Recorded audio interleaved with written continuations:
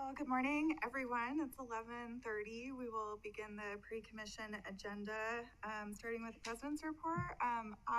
Commissioner Pickering is not available today, so I'm chairing the meeting, and I do not have a president's report. Do the commissioners have any general housekeeping or agenda-related items? You bet. Commissioner Goldthorpe? Not exactly agenda related, but I went down to the event sponsored by Meta yesterday, showing how the progress is going, the building's going up, and it's an amazing and a huge project. But the thing I wanted to report was there was a glitch here a year ago or so, that where when they pivoted to decide what they were really going to do with that building, they decided not to do with it what they were going to do, but instead they're almost fully automating it, using to be their first AI data center in the entire world. So it'll be technologically like nothing else on the earth for data centers. They got a big problem going with the intersection there on Cunamora Road and Cole. Mm-hmm. Yeah. And with 1,000 employees going to show up almost momentarily, they needed that intersection fixed. And long story short, we had a meeting here in one of the boardrooms.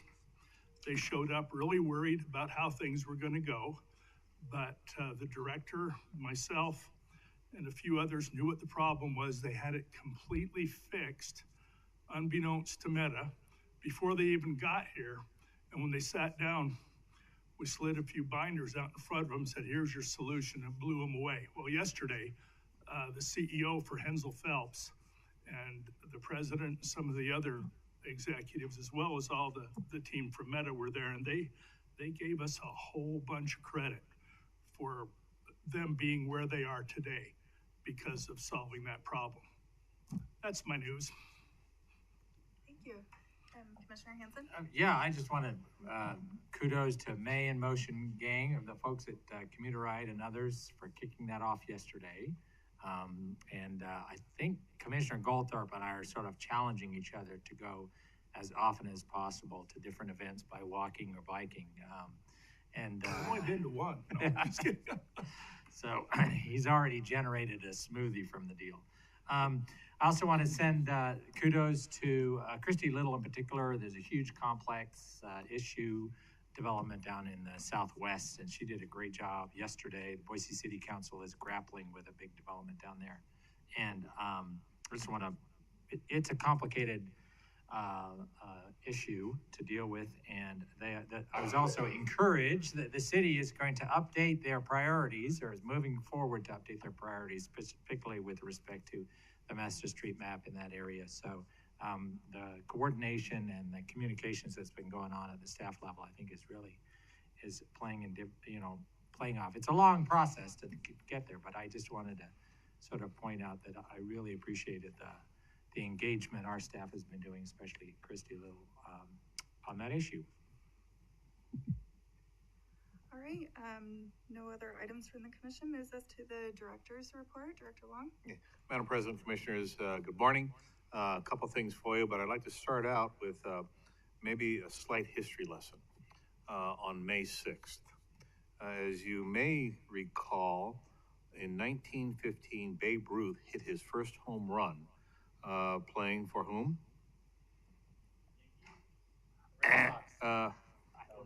There you go, right across the bat.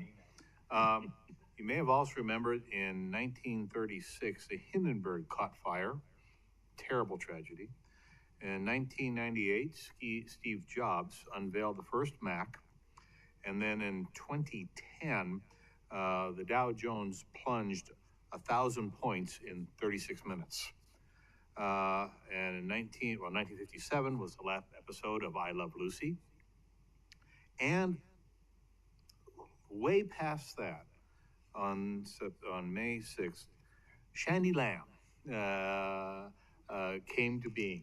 And so today we are celebrating her birthday at your break.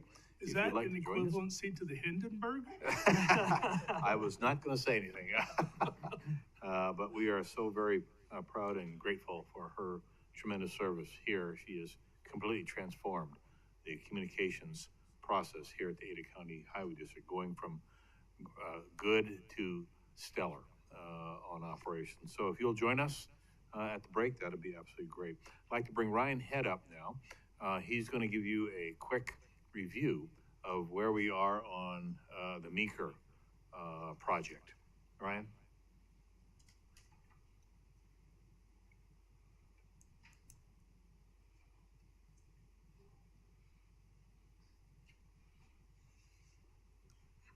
Madam, I should probably not put food in my mouth right before coming up here.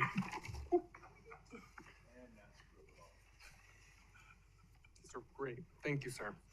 Madam Commissioners, just wanted to update you on the exciting week it's been. So a lot of things have happened, including our accounting team has been doing a full inventory so that we can value what was left in the building. There's quite a bit that was left, some of it valuable, some of it not. And we'll be working to determine what's the best way to decommission those things that need to be decommissioned. We have our first staff moving in this week. We have some IT staff that will be there getting the building ready to go for everyone else, as well as next week we have a couple facilities staff members who will be working on some of that decommissioning and getting the building ready. We completed in this last week our space planning for everything with the exception of the commission area. So everything else is ready to go. We'll present to the commission in the near future once we have some of their ideas. They're still working through some ideas to get it just right. And with that, the architects moving into the schematic design phase, we'll have a new contract with them in the near future with some numbers on what it's going to take to design that out. And then the team is also beginning work on repairs identified during the inspection period. And so we're cranking. I'll tell you, it's fast, and the team's moving very fast, trying to get things in place so that we can get staff there as soon as possible. With that, I'll stand for any questions. Commissioner Goldberg? I just want to know I'm here to help you any way I can. I have been diligently doing my due diligence on the palm trees for the benefit of some of the media outlets in this valley, and I have found an owner's manual for them, and I'll download it and send it to you so that we might be able to use those. Much appreciated. Madam President. Commissioner McKinney? Yeah, let me just make, I have two comments on the new building. Number one, I don't know that it was mentioned specifically in our public announcement last week of this purchase, but I think it is worth acknowledging that, especially since we're celebrating Shandy Lamb's birthday, I think it's worth publicly acknowledging that she is actually the one who found this building in the first place, and that was a great find. And so I think she deserves some public acknowledgement for that. Likewise, I spoke recently with a member of our state legislature talking about this new building purchase, and outlined all of the ways in which this was clearly a fantastic deal. And then the question was, yeah, but how much is it going to cost you to remodel to make this work for you? And when I shared with him that it's only going to cost us maybe $3 million or so to remodel this to suit our needs, the response was amazement and basically a good job, because we've done I think we've really done a great job finding a great place to go, something that'll work, and something that's a bargain for what we got. And on the subject of the palm trees, I think it's comparable to imagine you're looking for a new house and you find one that's a great deal, but it has some fancy mural painted on the wall of the living room. Are you going to pass up a good deal because it has this unusual mural on the living room? Probably not. You can paint over it, you can keep it, you can do whatever you like. Well, that's what it is with the palm trees. So any of the public who is concerned about these palm trees, they were there. We didn't buy it because of them. We would have bought it either way. Thank you. Madam President, I guess two other quick things that I forgot to mention, and one of the most important ones is thank you.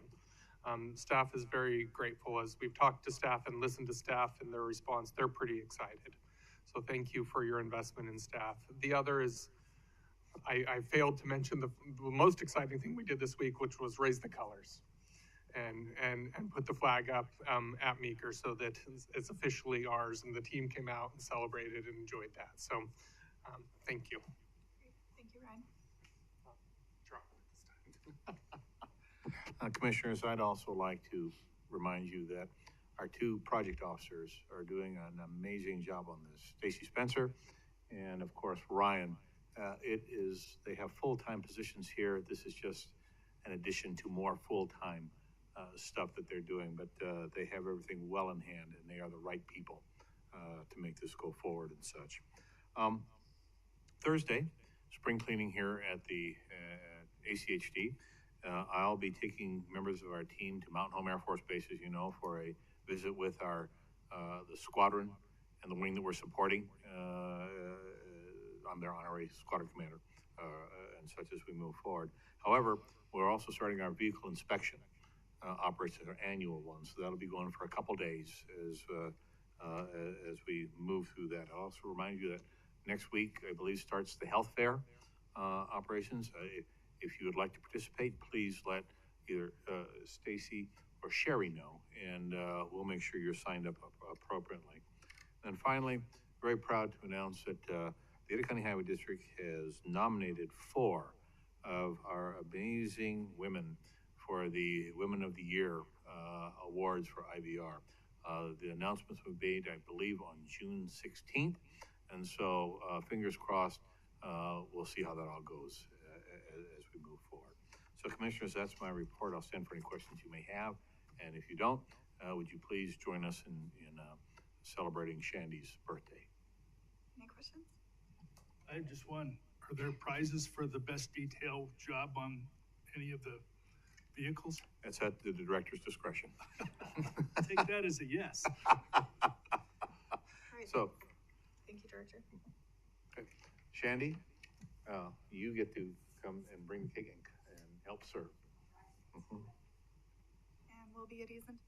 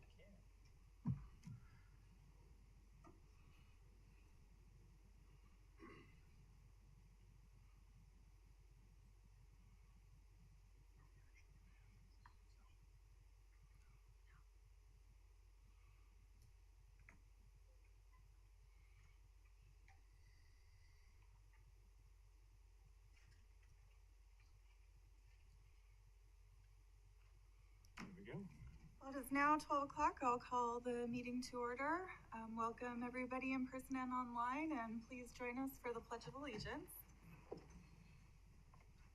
I pledge allegiance to the flag of the United States of America and to the republic for which it stands, one nation, under God, indivisible, with liberty and justice for all.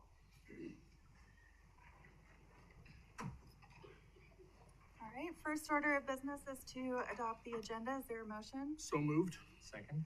Okay, there's a motion and a second. All those in favor? Aye. Aye. Next order of business is to adopt the consent agenda. Items on the consent agenda are considered routine and are action items unless otherwise noted.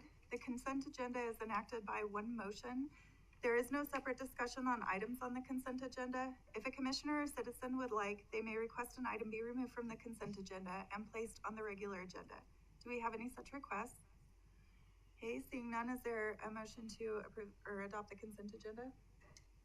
Madam President, I would move to adopt the consent agenda. Just point out also that it's very pleasing to see all the bids on that Rose Hill project being under the engineer's estimates. Okay, there's a motion. Is there a second? Second. Okay, all in favor? Aye. Aye. Aye. That moves us to the regular agenda. We do not have any items on the regular agenda today, so the meeting is adjourned. Oh, no, sorry, nope. Moving on to discussion items. Are there any public communications? Anybody in the audience or online that would like to speak to the commission? Okay, seeing none, then we are adjourned. Moves us to post-commission agenda and work session number 1, Highway 16 supportive project status presentation by staff, Mr. Ricardo Calderon.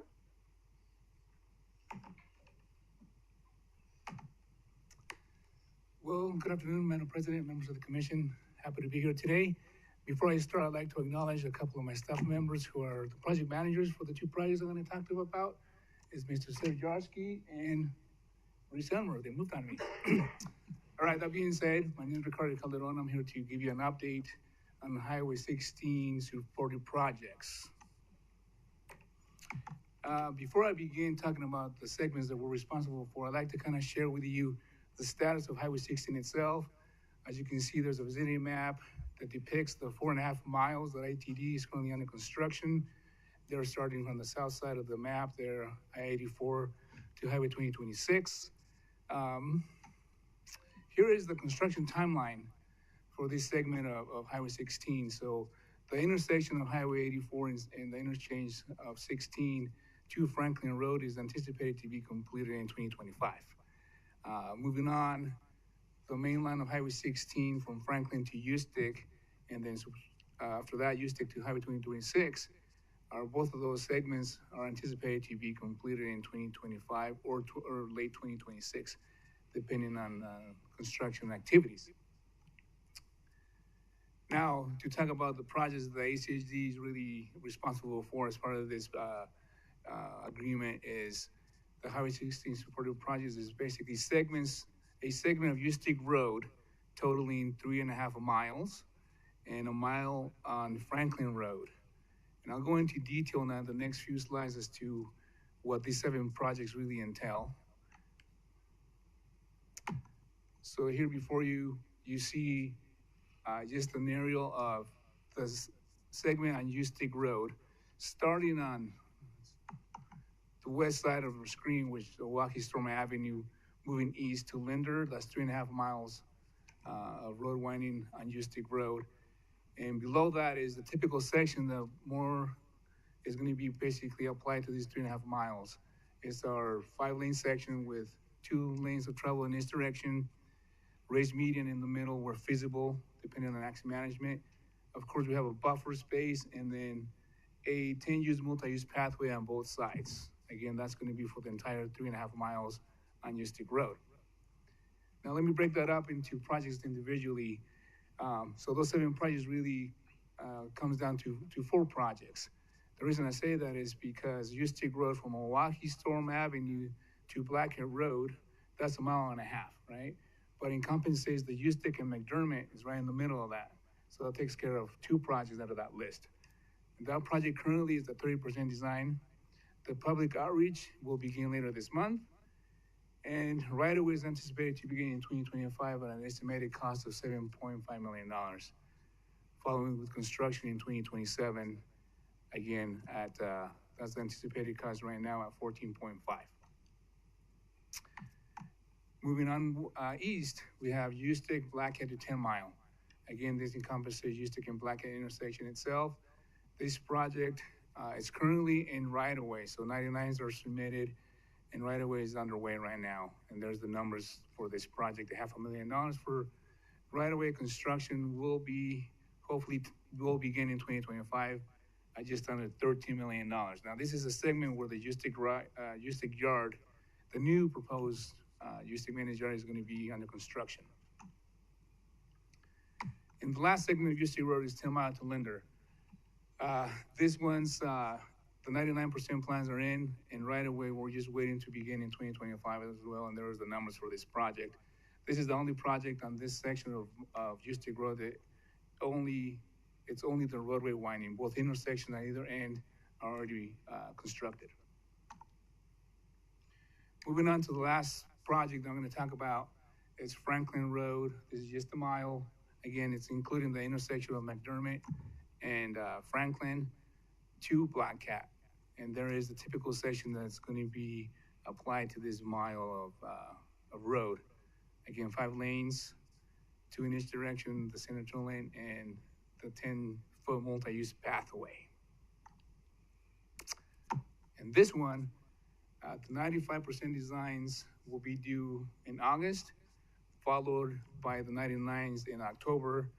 Then we're going to wait a year to start the right-of-way acquisition in 2026, with construction following in 2028. And those are the numbers that, at the moment, that is what it's going to cost us to construct this mile of road. With that, Commissioners, I'd like to stand for questions. Thank you, Commissioner Goldthorpe.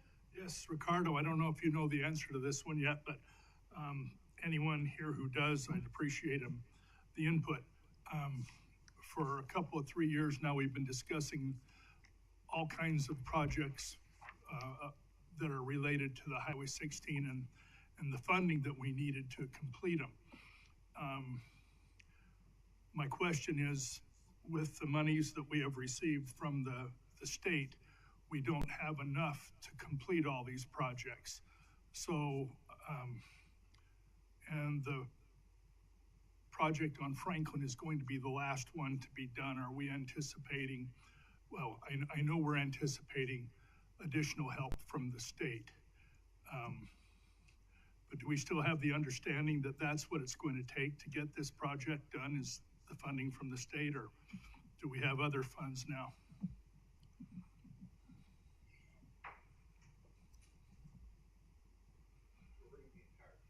You're bringing it. Uh-oh. Stand to the side.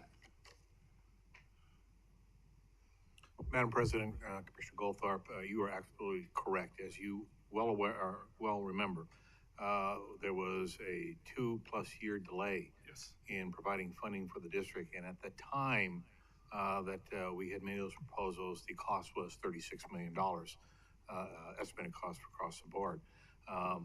As years went on, we continued to share that insight with the appropriate members of the legislature to say, here's where dollars and cents are going to be needed. At this point, I think it'd be very important for the commission to continue that discussion with the legislature as we move forward, because again, the commitment was that the state would compensate the locals for the costs of the impact on the local system. So now, if you did the math, that's about $64 million. We have 36. I know there's additional dollars that you referred to in the current legislation and maybe future. So Steve, if you could, where'd you go? Oh, over to you. I'm just glad we got money to help with the Nampa stretch on Ustick this year. Madam President, Commissioners, for the record, Steve Price, General Counsel. The director's right. Every time we've generally gone to I guess, the chair of the House Committee. He's always been supportive. And this year we went, if you remember, NAMPA came in kind of a last minute. And the first thing we did was to make that request, and that's why you see that money there.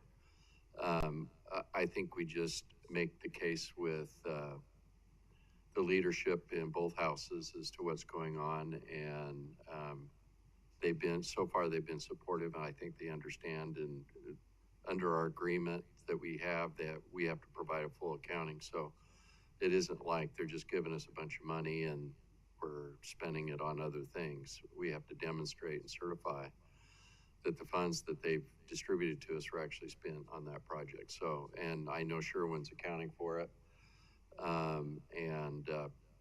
I think that we just continue to lobby the legislators on that very issue. That'd be great, because I know it was really difficult for me in particular to approve the funding for all the design work, not knowing. But I think that was a good idea. And I know we're going to be, if we finish everything but Franklin, we'll have spent more than the 36 million. And so we just need to keep our fingers crossed and be careful.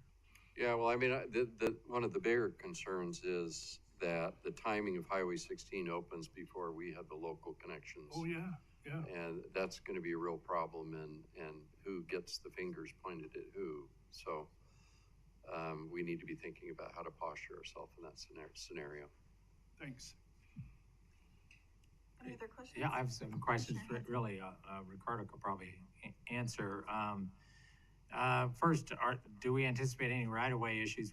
We're having to buy a lot of right-of-way to get these things moving fairly quickly, and you know, it's not everybody's just like, oh, sure. You know, we ran into that on Eagle Road and Linder and other places. So, yeah, Madam President, Commissioner Hanson. Right now, like I said, the several are still in early design.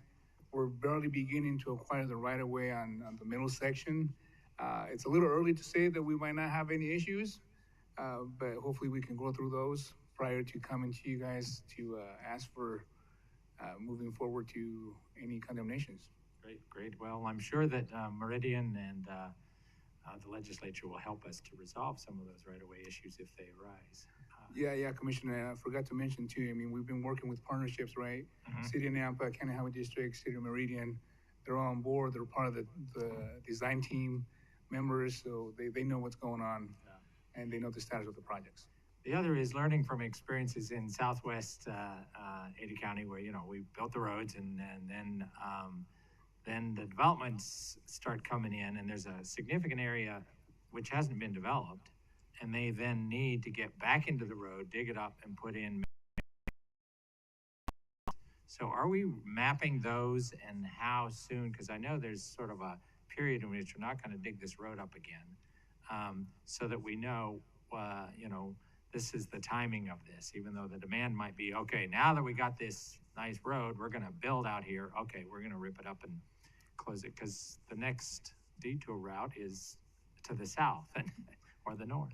Certainly, Commissioner Hanson, again, we're working with the city of, both cities, City of Nampa and Meridian, right, to accommodate the future utility needs.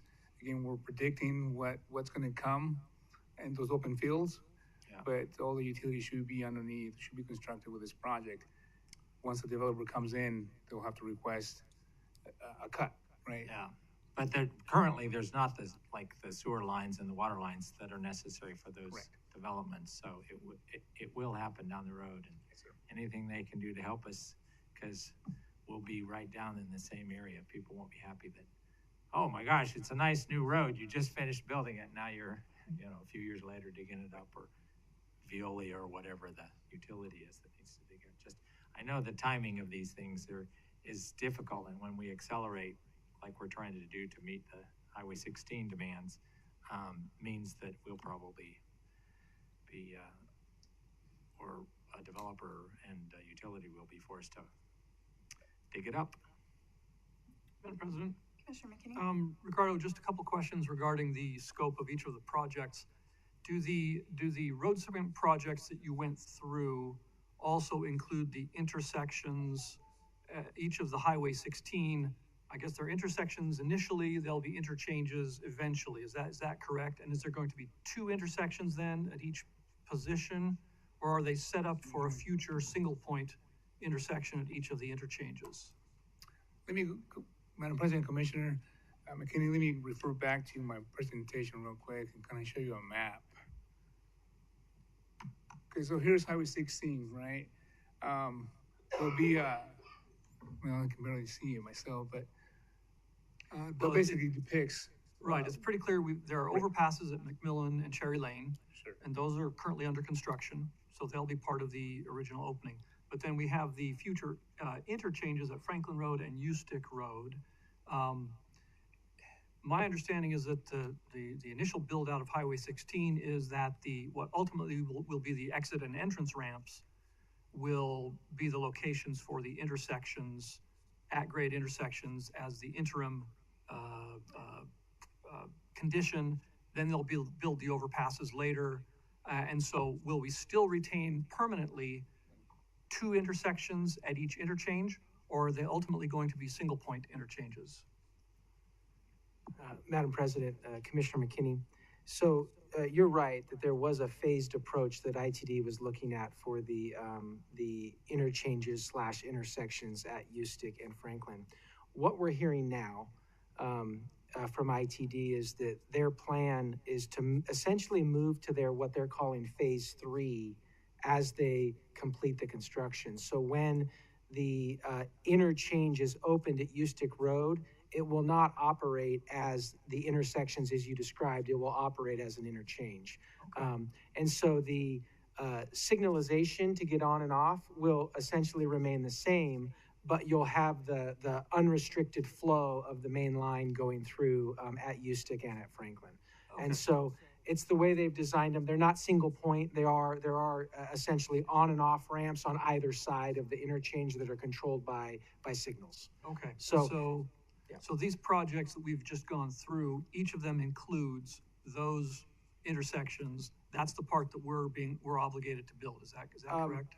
Madam President, Commissioner McKinney, no. The intersections and the direct improvements at Ustick Road and Highway 16 and at Franklin Road and Highway 16 are under the exclusive jurisdiction of ITD. We are not partnering as part of those intersections. I'm talking about the intersections associated with the interchange. Right. Those are completely under ITD's purview. And if you look at the right-of-way map when this is all done, there's a very large right-of-way footprint at Ustick and at Franklin that will fall under ITD's jurisdiction that will cover all of that. Okay. So then what will happen is if our timing or ability to build our improvements on those adjacent roads doesn't match up with the state's timing and construction, we could have these intersections that are fully built by the state. Highway 16 opens up, and then it might narrow down to a 2 or 3 lane section for a time before we're able to come in and do our part of it. But the roads will still function. Highway 16 won't be impeded, and we'll simply have to deal with our part of it. There will be a match line where we connect to the state system. Madam President, Commissioner McKinney, correct. Okay, great. Thank you so much. Any other questions? Great. Thank you, Ricardo. Thank you. All right, that moves us to our next work session, which is the Linder Road Overpass status presentation. Mr. Brian McCarthy, welcome. Thank you.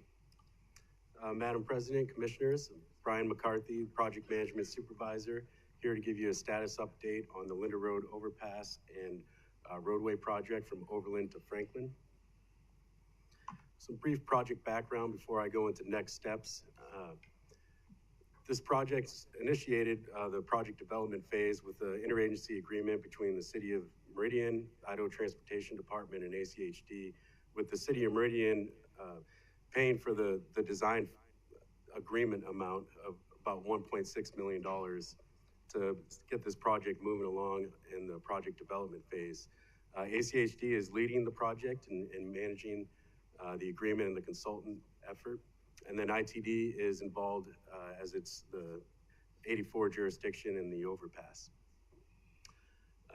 Design, we are about at final design currently. We have received multiple submittals, including our right-of-way plans and legal descriptions. and we'll be getting the final 99% plans very shortly. Right-of-way will be the next step, and currently what we've already begun in the right-of-way phase is the commission has already approved the purchase of 2 of the 5 full acquisition parcels that will be tied to this project. So overview of the proposed design. The overpass will be a 4-lane section with multi-use pathways on either side of the road, separated by a pedestrian barrier wall. Roadway will be the 5-lane section with center turn lane being utilized as either a center turn lane or raised median islands where it's not required. There will be the multi-use pathway buffered by a 5-foot buffer on the roadway. This rendering here is the pedestrian hybrid beacon at the Waltman intersection. It is one of 2 pedestrian hybrid beacons in the project design. And this display highlights the center island that will be throughout the project where the center turn lane will not be required. The City of Meridian is currently working on design plans to landscape both the center island and the 5-foot buffers between the multi-use pathway and the roadway. Also in this display, you notice the Verbena Drive needs to be relocated to accommodate the grade change due to the overpass. Current project estimates, we are looking at $7.5 million of right-of-way total. Some of that has already been spent. That includes the 2 parcels that have already been purchased. We're, as mentioned, starting the right-of-way phase currently, and we'll be programming that money for 24, 25, and some of it into 2026. Construction, now the $28 million, that is the current engineer's estimate for total construction cost. Of that, the overpass, which would be ITD's responsibility, is $7.5 million. $4.3 million, the City of Meridian applied for and received the state strategic initiatives funding. So the 4.3 million, and then the remainder of that will be 16.2 million, which will be the ACHD portion for the construction cost. The next steps, as mentioned, we are starting on the right-of-way phase. As early as next week, we will have surveyors out there staking the proposed right-of-way improvements for the appraiser effort, and we're starting the coordination process with the adjacent property owners. There are multiple interagency agreements that we're going to have to get to proceed with construction. The first that we're currently working through right now is the funding with the City of Meridian. The City of Meridian has executed the agreement with the state of Idaho on receiving the 4.3 million initiatives funding, and we are currently working on a draft agreement with the City of Meridian to utilize that funding for ACHD to administer the construction of the project. That will be coming to you in the near future. Some other agreements we're going to have to get with the City of Meridian is an interagency agreement with to incorporate landscaping, aesthetic features, and art installations. That is all under development right now, and we'll be having that coming in the coming months. And then there will be water and sewer agreements to incorporate City of Meridian water and sewer elements into the project. We will also have to get an agreement with the Idaho Transportation Department. The current 3-party agreement that we have, it only outlines the terms for project development. So we will get another agreement with Idaho Transportation Department, which will dictate the terms of construction administration and funding for the overpass. And then construction. Construction, we are looking to utilize the state initiatives funding of the 4.3 million to get that spent as soon as we can.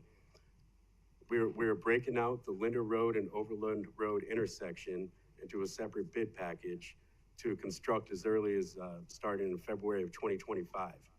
So we're going to prioritize the right-of-way acquisitions at that intersection, get a separate bid package put out, and look to construct those improvements to utilize that strategic initiatives funding. Some of the benefits to that, we will be staying south of 84. By doing so, we will be reducing the overall impacts to the residential neighborhood north of 84, hopefully shortening the overall duration of construction. And that this initial phase does not include any structural work tied to the overpass or the approaches. And then the rest of the project from the overpass to Franklin Road, we're scheduled to start construction roughly around the summer of 2026 into 2027. This rendering is the Overland Road and Linder Road intersection, which will be the initial phase that we are looking to construct starting in 2025. And with that, I'll stand for any questions. May I, if I, Brian, just a quick question. In talking about the agreement that we need to have with ITD regarding construction funding, do we have any preliminary indications from ITD regarding, you know, the appropriation or the earmarking of those funds yet, or is that still to be done? They're programming $7.5 million in 2026, but I think that would have to go through and be approved with the budget, but they are programming that funding. Okay, so that's already happening. That's already happening. It's just a matter of timing. Yeah, so the agreement we will have would be for ACHD to execute and bid the project and administer the construction contract, and then the funding will pay for the overpass portion. Okay, and so we'll be under construction with the Overland Road intersection before that actually happens. That's correct. So there will be no overpass construction work with this initial phase of the Overland and Linder intersection. Right. That will be in the second construction contract that we put out. Okay, good, thank you. Yeah, thanks.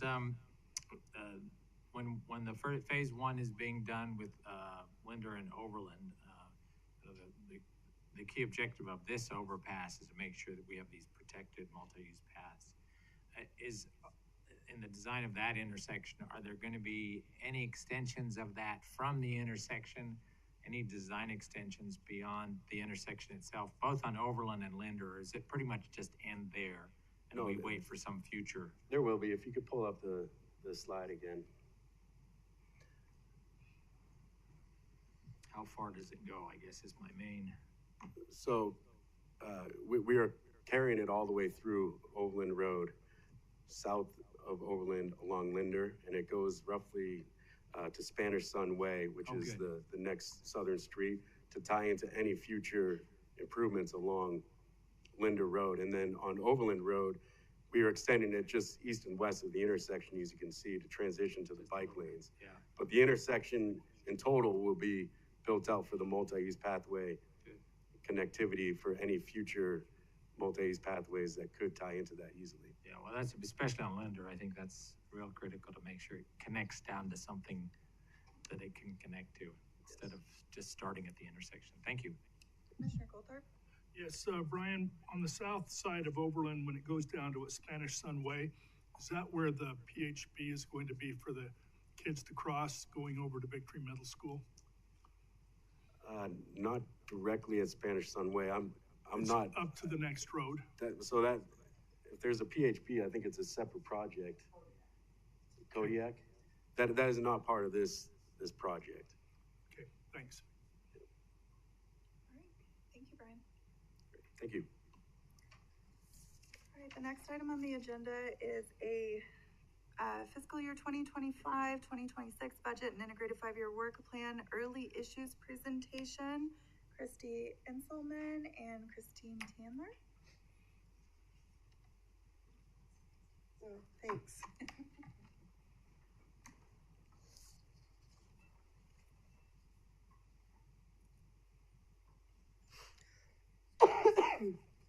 Excuse me.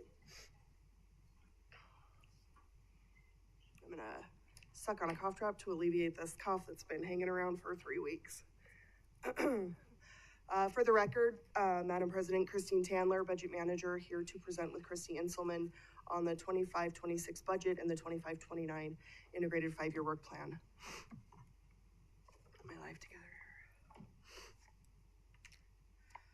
So again, this is just a really early look at what we're looking at for FY 25-26 budget, early revenue projections, early opportunities prior to getting into the meat of it and budgeting expenditures, which were due on Friday.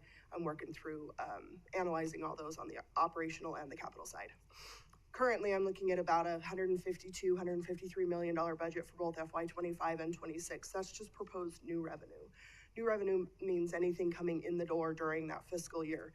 Does not include any cash forward, any reservation utilization. This is just proposed new revenue coming in. As you can see, I've listed out our major revenue sources: property tax certification at 46 million, or 47, excuse me, highway distribution, fuel taxes, vehicle registration fees, again with that note that it's sunsetting, and then the impact fee revenue. That bottom bullet is the current program balance of 19.7.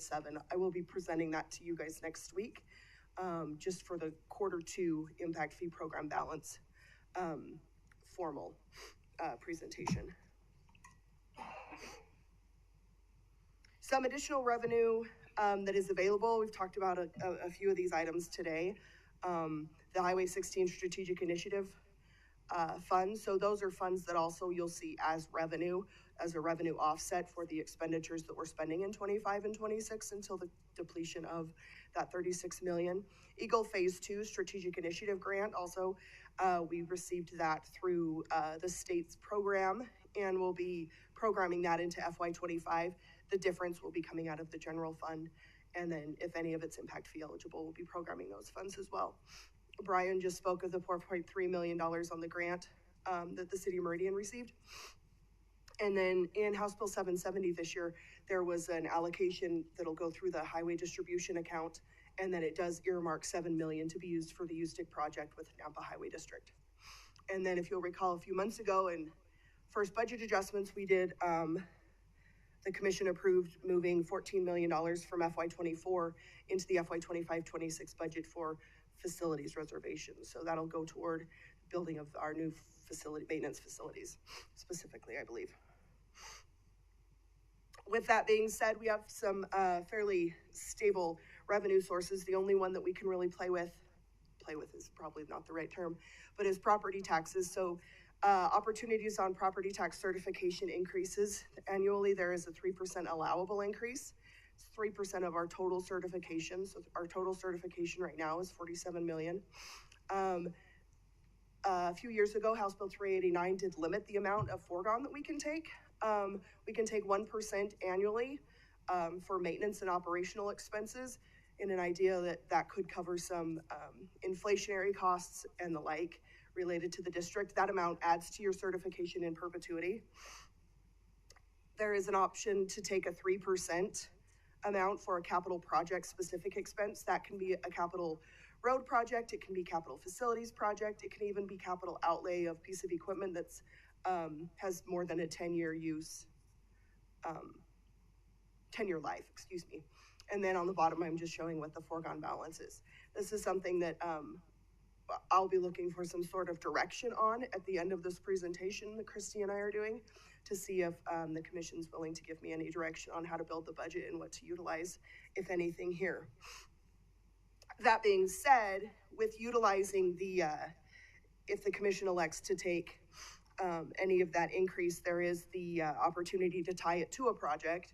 These are two of our major projects that we have coming up, Eagle Lake Hazel and then State and Pierce Park. Both of them do have a significant impact fee eligibility portion, but they do have a local fund portion that is available for us to comment, or us to tie to that capital project portion of our foregone balance. Some major planned expenditures. This is not just for FY 25 and 26, but this goes beyond, it even goes beyond the integrated 5-year work plan, but we have the maintenance facilities, the leading pedestrian intervals that we've heard of, as well as the continuation of the rapid implementation projects, which are planned to be about up to $5 million a year.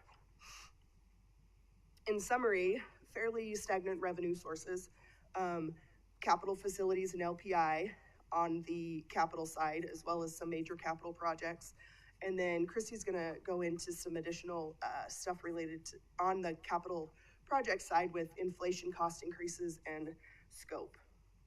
So I will pass it on to her, and then if you have any questions at the end, we'll be happy to answer those. I was gonna leave you the warm chair. No. Good afternoon, commissioners. For the record, Christy Inselman, Planning Supervisor here at ACHD. I am here to talk about the development of the Integrated 5-Year Work Plan and some of those early considerations as we really dive into the meat of that development. So just a reminder of where we're at. This is our snapshot of the development of the Integrated 5-Year Work Plan. We're here today on the 8th. We're about at the midway point of the development of the Integrated 5-Year Work Plan. This is really where we start to ramp up on its development, get to the programming going, but we are at the early stages of that. We will be back in front of you just next week, and at that point we will go over what we heard from our the partners and the public, and provide you those rankings that we've done. So, or today, we'll be going through some early programming considerations. As Christine alluded to, they include significant escalated project costs, expenditure considerations, examining our going once maintenance strategy, and what that means for the overall project timing. So first, I thought it was important to discuss where we've been and where we are now. At the very top of the screen, you'll see some of those over time. We looked at a 10-year horizon, both in 5-year increments. That top box up there shows it's individual items. This is not an exhaustive list of construction items, but we wanted to throw some of those, as you can see, from 2013 till 2023. Across the board, everything has gone up. Everything's more expensive than it used to be. The percentages range greatly, but everything is going up. Then we wanted to highlight for a cost per mile. Those have all gone up. This is also a 10-year horizon for our arterials. The cost of an arterial roadway from just 10 years ago has gone up 78%, collectors 67%, and locals 106%. So inflation is a huge impact on this, which is impacting all of the cost of projects.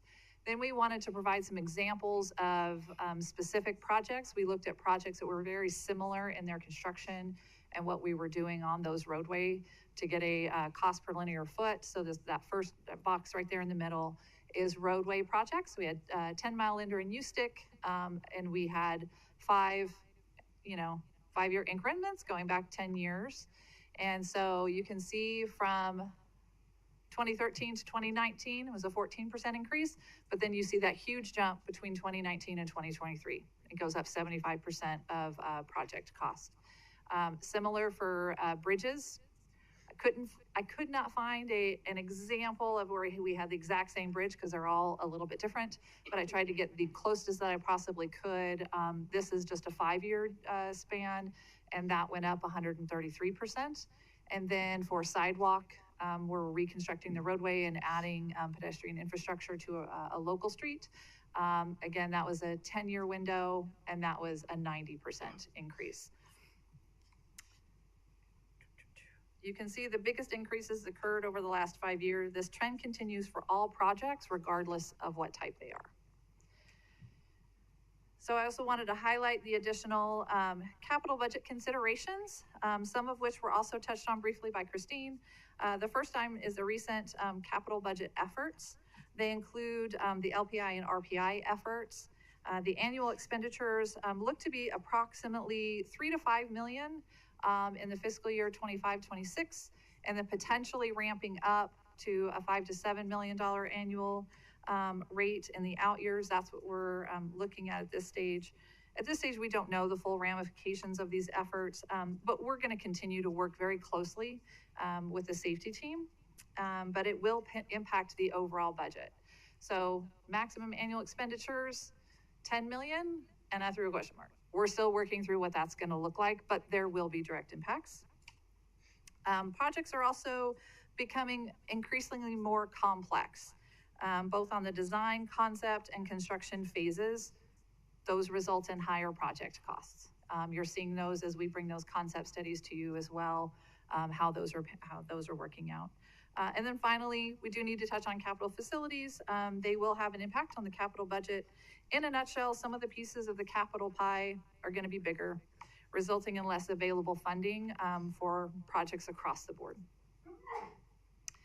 And then just as a reminder of our go-in once maintenance strategy, under your direction, Commission, we've been implementing the go-in once maintenance strategy. As a result, the objective was to take a holistic approach to our maintenance program to include the addition of other elements, such as bulb outs, sidewalk connections, enhanced crossings, traffic calming. Anytime we're adding components to a project, it does increase the timing and cost for the design and right-of-way phase. In the past, there was no right-of-way phase. We've now added that, so these are also going to be taking us longer to do. It's also important to understand the financial implications across all of our maintenance efforts, which include primarily the residential capital maintenance, arterial and collector, and federal aid. The cost have increased exponentially. Inflation definitely plays a major role to that, but adding components to that. We only bring this up, we're not saying to change our going ones, we're just saying that it's going to impact the programming of projects in the integrated 5-year work plan. So projects are costing significantly more and they're taking longer to complete. So what does this mean for the integrated 5-year work plan? So first, it means project delays. As much as we hate to delay our projects, it's just an inevitable component when the costs are going up at such a rapid pace. So each project will take up a bigger piece of the capital funding pie. Many projects will have design, right-of-way, and construction delays.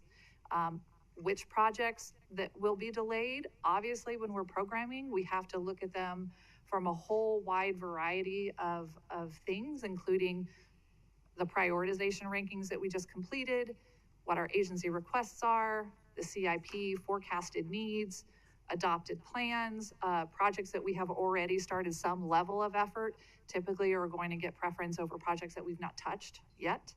But there will be delays. It also means that we will be deferring projects in our plan. So some projects will be moved completely out of the integrated 5-year work plan, and they will be added to an on-deck waiting list, awaiting available funding to when we can move them back in.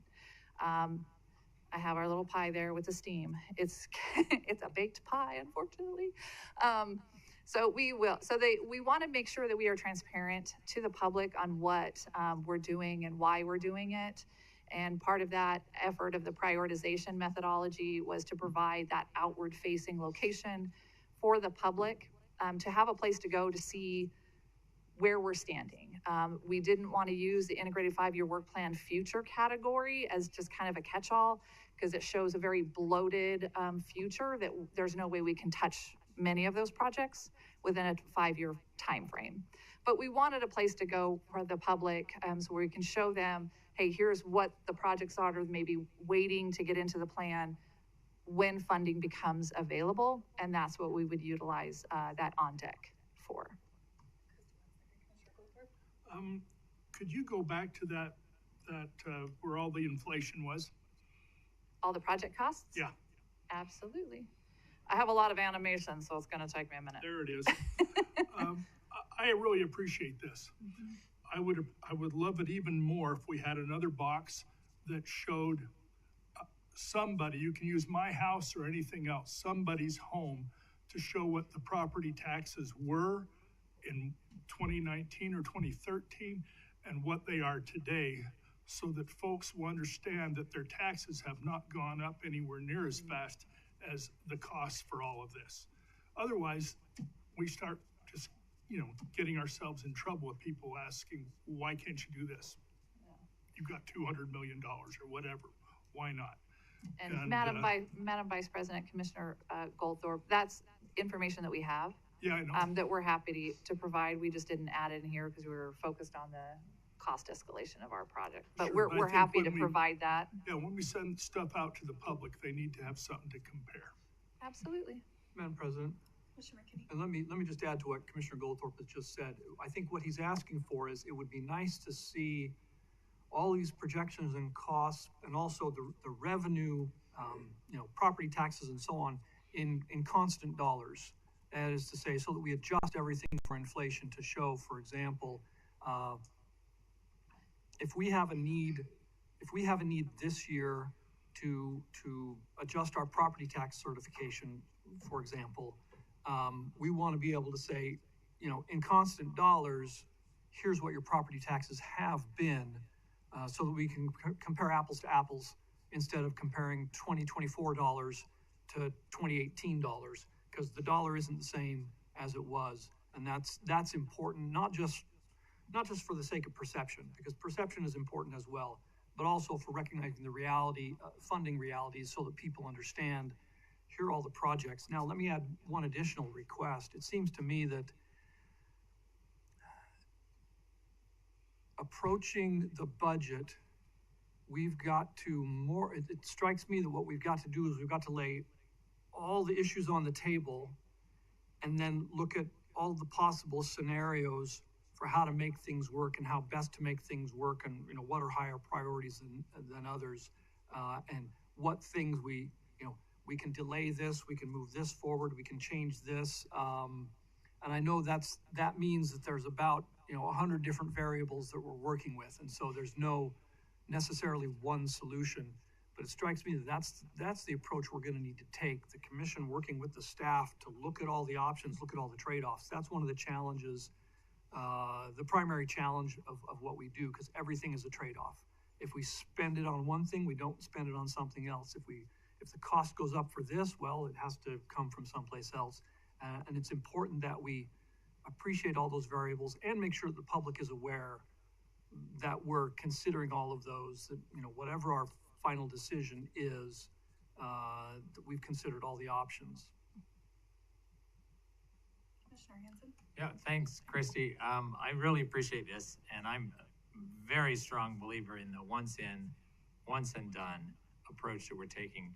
And even our language sometimes is like, maybe we should update that too, because it's not so much project delay, because we're thinking of that in terms of the old days when we would do these smaller projects quicker, or it's project deferral because we could do more projects in a year. And it's really the new normal, which is, this is a public asset, we want to go in once. We certainly have heard of this year from people who are frustrated that it takes a while when we disrupt a roadway. And so a promise that that's it, we're going in once, we're not going to disrupt this roadway,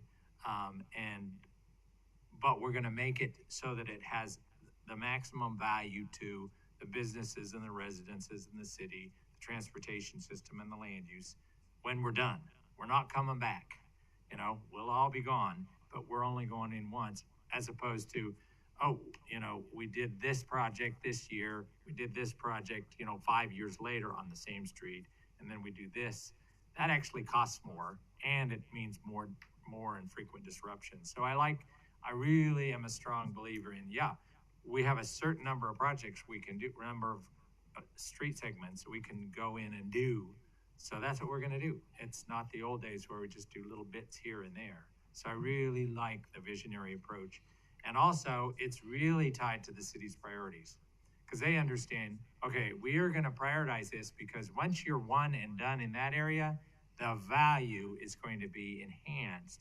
People are going to feel safe, they're going to walk, they're going to drive, and the value in that area is going to go up, and we're all dependent on property taxes. And so that investment is really into enhancing the value of that asset. And so I think it's just a way in which we frame it. And that it's not really about delays and deferrals. It's really about getting it right the first time. But of course, no one's going to come to us on all those streets that aren't being torn up and saying, thank you for not coming and digging up my street. They'll only tell us about the ones that inconvenience them. So I think that really helps. And I really hope that the commission continues and the staff continues to move towards this vision of, we're going to make this the best possible, and then that's it. Vice President Gold, Commissioner Hanson, thank you for your comments. Today, we just wanted to make sure that it was very clear that from the adopted 24 to 28 years are going to change on projects. years we had for construction design right of way are going to change. Yeah. So. And I was around during the recession, the big recession, and the costs were low and nothing was being built. And so I was like, okay, you have your choice. Well, I'm turning it back over. It's a back and forth. Okay. Oh, here, on let the me fourth? get you back to your, Thanks. I have all my, I have to add the little extras in.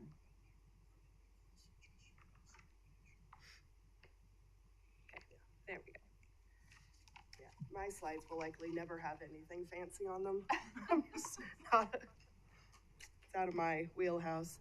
Madam President, Commissioners, again, for the record, Christine Tandler. As I stated earlier, I would like to see if there's any opportunity for you to give us any sort of direction on which to build the upcoming budget on. With that being said, I'm going to forward one slide. This year, which is something we haven't done in the past, we haven't really been we just haven't done it in the past, let me leave it at that. But in June 12th, we are going to come back before you. And as Commissioner McKinney insinuated, we will need some sort of balancing review. So staff will pull together information. Typically,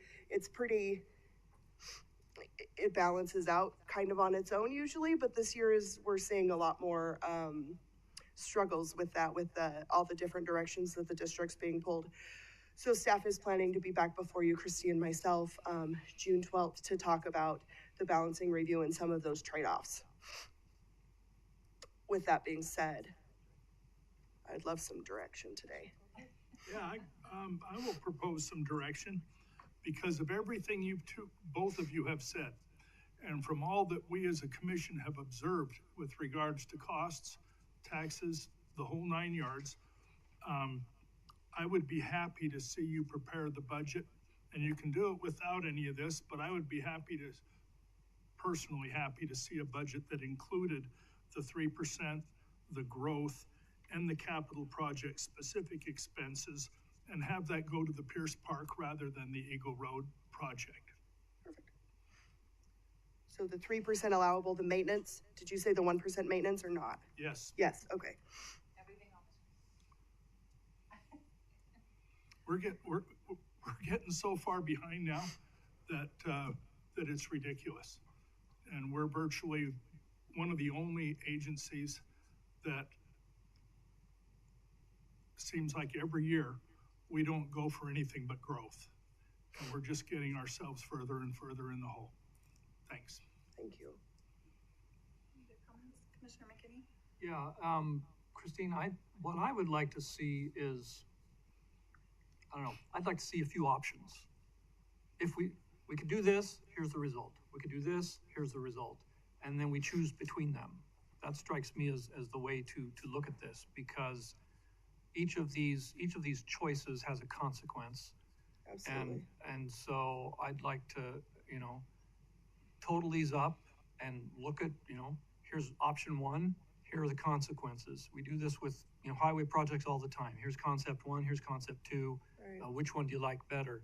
And likewise, we've got the money consequence on the one hand, then we've got the project juggling an expense consequence on the other hand. And those are kind of two different things. The one funnels into here's how much money you have, and the other spreads it out into here's what we're gonna buy with that money. That strikes me as the way to approach this. Commissioners, for the record, Paul Daigle, Chief of Staff. If I may make a suggestion, rather than us preparing 4 or 5 variations of the budget, if you allow us to prepare the budget using all of these factors, then it would be easier once we come back in June to show you, here it is. And if you say, no, we really don't want to do, okay, we can take this out. You can direct what projects to take out so we can get back to where you're comfortable. But if we just do one that includes everything, it'll be a whole lot easier on the staff. And we actually used to do that several years ago. Right. Well, and I understand that, but the challenge is that then only shows the consequences in dollar amounts. But it'll also show the consequences, easier for me to say, the consequences in terms of which projects you're going to either need to remove, delay, or defer. Okay. Well, yeah, that sounds good to me, because as long as we have the information to see the consequences and make decisions with that in mind, Absolutely. Okay, thank you. Commissioner Hanson? Yeah, I would agree. I particularly appreciate Commissioner Goldthorpe's comments. My preference on focusing the capital facilities, capital project specific expenses is those to which we can leverage other money. And I think the Highway 16 stuff has really shown, and Linder Overpass both showed our money can leverage other money.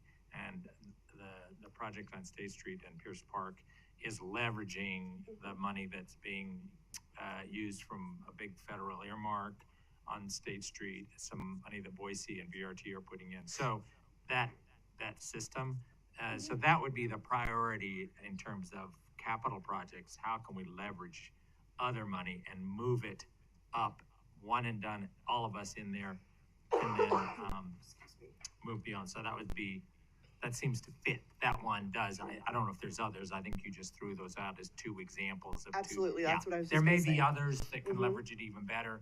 That's up to you all in capital projects would know better. And I would agree that let's look at what we can pay for, and it's really about timing. If we feel that we need to pull back a little bit, it's just about timing, and the cities understand the timing of these maybe another year down the road. But that would be my preference. Yeah, and Madam President and Commissioners, one thing that I'll notate on the capital project portion of it, that is just a 1-year influx of that. So that 1.4 million will go onto our certification. It'll come out of our foregone balance. And then if we choose to, as during the 26-27 budget, we have an opportunity to take another 3% specifier for another project. And again, that reduces our foregone balance. It's a way for us to really transparently say what we're utilizing that foregone money for. And again, I just picked those projects. Those are big dollar projects, and those are big eyeball projects that are gonna really improve the network. I live South Meridian, so that's a big one for me. So again, we would take recommendations on any other projects, but again, utilizing those funds along with impact fees really seemed to be a way that we could put the message out there that we're utilizing it. It's for a very specific purpose, and then essentially it goes away. Right. So do I have 3? Yeah. Yeah. Do we Yeah. need- I'll please. say, I agree with Commissioner Goldthorpe's comments and, about the impact of not taking those increases over time. And I know that, I've asked this in the past, but if there's a way that we can just kind of show an average calculation of what that will translate to. Absolutely.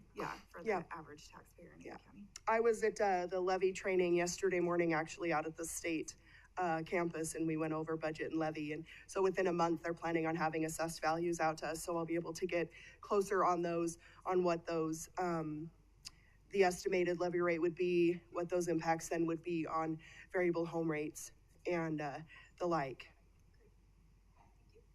Okay. Thank you. Oh, hang on. As I stated, Christy had mentioned she'll be here May 15th to go over those prioritizations. June 12th, this will be a new format of something that we'll bring forward, kind of see we can work through on the balancing aspect of it, the initial draft, and then July 17th and 25th we'll do the budget overviews as we have in the past, and then July 18th is when we're planning on our open house. And then the end of August will be the public hearing. Okay. I appreciate that, Madam President. I just wanted to say that the open house, by the time we get to the open house, oftentimes the public who has questions have already had them answered, and so they don't come. And that's not necessarily a reflection of the good work that you're doing, because those budget questions, those financial questions come in the form of what are you doing, for example, on all the work that we're doing this spring. And so it's really our job to communicate that. And I appreciate that our communications team helps us to connect the dots between the budget decisions and the project decisions that are happening now and that are going to happen in the future. Right, absolutely. So I appreciate that. Thank you.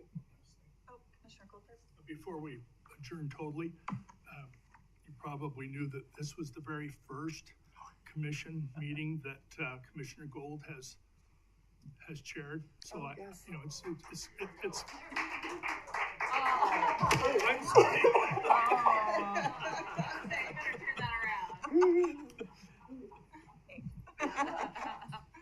All right, well, then we will see everybody at 4 o'clock for executive session.